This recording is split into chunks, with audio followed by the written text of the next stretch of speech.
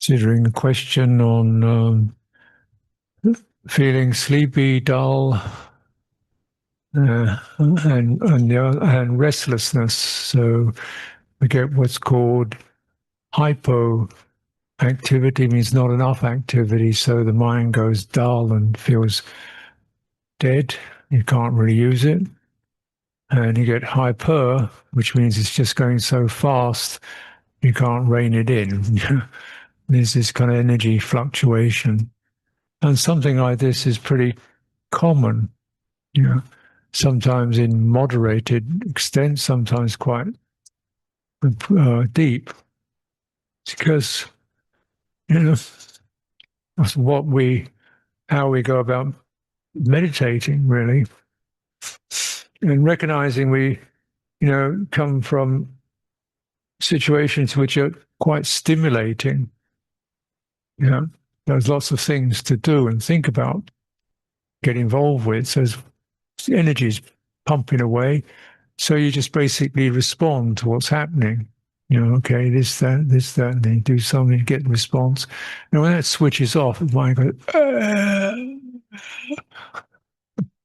and slump. Nothing to hold on to. Or it starts racing, holding on to itself. So it generates thoughts and restless energies because it's something to hold on to.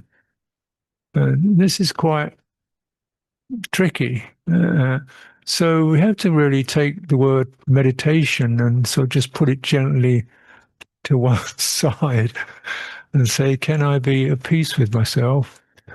Can I get perspective on what's going on? And manage these energy fluctuations. So by and large, in such a situation, you have to keep your mind active, but in a steady, careful way. Because if it's not active, it just slumps. And the easiest way to keep your mind active is to think. So you think quite minimal, because you know what thought does, how it tends to recreate more and more thoughts and spin out. So you keep your thinking quite limited, just what's happening. And then you try to find things that are relatively easy to get to, you can refer to, such as my left hand. Can feel something there. And then maybe the right hand. Just touch it with your thought. What's happening? Don't try to linger because you don't have the strength yet. You just keep moving, left hand, right hand, and then, okay, left foot, right foot. Maybe the knees, they're generally quite distinct. Left knee, right knee. Then maybe the hips, left hip, right hip. Then maybe the shoulder, left shoulder, right shoulder. Move around. So it's like you're like training an animal, a horse or a dog, which can just fall asleep or run around. You give it something to do, but you govern what it does. It's called vitaka. Vitaka, deliberate pointing the thinking mind, using thought to direct your attention. And then gradually, that's the easy one, because we can do that a lot. And then gradually, as you become a little more settled, during vichara, which means how is it? So where is it? What is it? It's a hand. How is it? Okay, warm. How do you know it's not a foot? Mm. Mm. How do you know it's your left hand, not your right hand? Can you tell the difference between one finger and another? Okay. Okay. Can you do any of that? So it's little, so you keep the mind active. And then then you've got to try to develop a sequence. So, okay, left leg, right foot, now left knee, now right knee, now left hip, now right hip. Wait, what was it? Which one? Oh, I've forgotten. Okay, start again. like that. Dig, dig, dig, dig. So something that's relatively easy. And then try to do it in a way that's gradually, if you can, slow it down a little bit. Right? Left knee feels quite comfortable. Right knee slightly tense. So you begin more discernment moving around. That's one thing you can do. Mm. And it's because it's pretty direct, uh, and it's non-conceptual. Non-conceptual. In other words, we're not thinking about ideas. What? And we're thinking about. We're actually not thinking about anything. We're just using thought to direct the mind towards contact, direct contact, direct contact. Oh, now, now, now, now, that one. And of course, with any system, the mind gets bored, or it goes automatic. Left knee, right knee, left hip, right knee, left foot. So no, no, no. Now, directly, tell me about it. Is it pleasant, unpleasant? Is it big? Is it small? Is it hot, cold? What is it? Turning hard, soft. This is vichara, exploring. Keep the mind active. Yeah.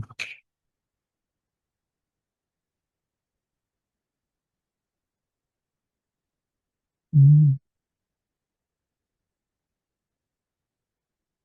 And yeah, that's very simple. But if we can go a bit further, so as your mind begins to get hold of something, begins to access something, get direct experience, then mm, finding out, learning, you can use this body as a direct object of meditation, as we talked about many times.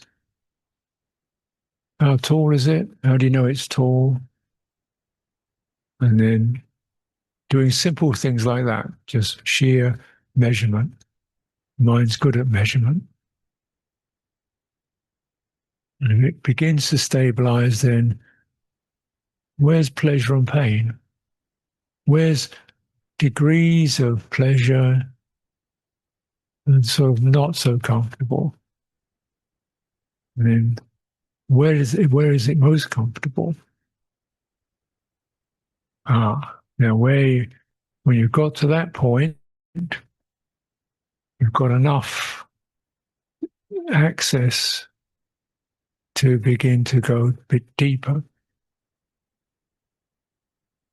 What does comfort mean? Steady, stable, no stress. And then it happens by itself. I don't have to make it do anything. Feel relaxed. And so then enjoying, learning to enjoy what feels comfortable. And that takes a bit more strength because the mind flickers. And we get more stabilized, and this feels quite comfortable. And just, next thing is, can I really linger and take in this quality and linger a little longer? And how does it connect to the rest of the body? How does it connect to breathing? When my breathing happens,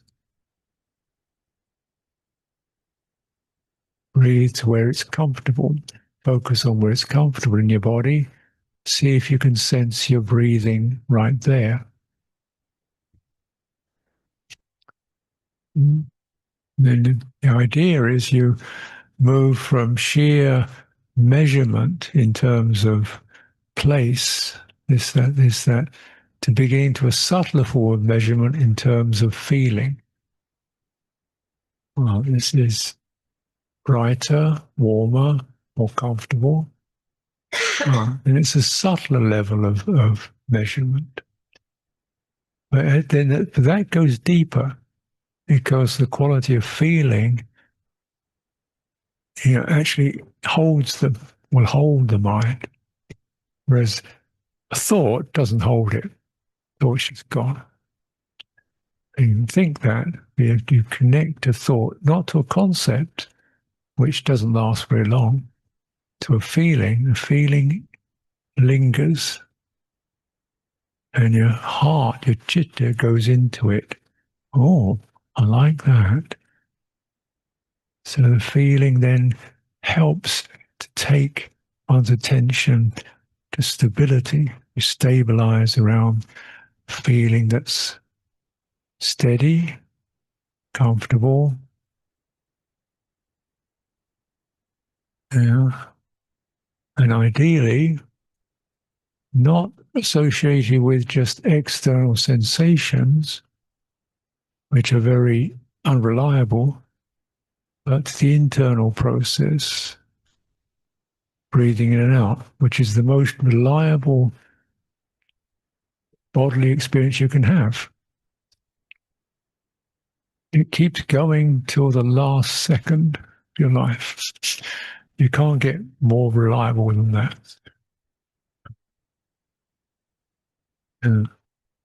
So then feel it and enter it like that.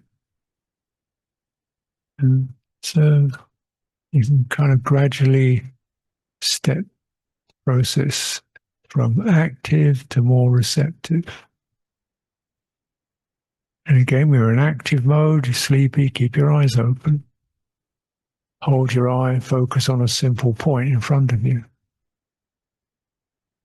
And if you need to, stand up, walk around a little bit. And keep your eyes open. Openness of the eyes helps to dispel sleepiness. And also, if you hold your gaze steady, it helps to stabilize restlessness. Because restlessness wants to keep stabilized. And then you feel this energy of restlessness or this or that. And then don't expect it to go away. But you gradually find a reference point, something you can steady yourself with. That energy then begins to find a way to level itself out. We will all experience sleepiness, dullness, and so sometimes it's just the case when you've got enough skill. This is dull mind. It's like this. But you've got enough skill to do viveka. Right? This is dull mind. Don't like it. Okay? And just hold the body up.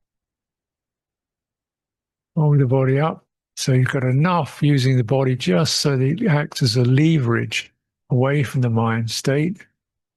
And this is dull mind. Sleepy mind, dull mind, don't like it. Okay. This is dull mind, sleepy mind. I've given up not liking it. Dull mind, sleepy mind. Like this. Be patient. And then that steadiness, it's beginning to lift. 20 minutes, sometimes 20 minutes or so, just, 10 minutes, 20 minutes, just steady, hold the body and begins to diminish, dwindle on you before you come through. Well, this is, what we can do.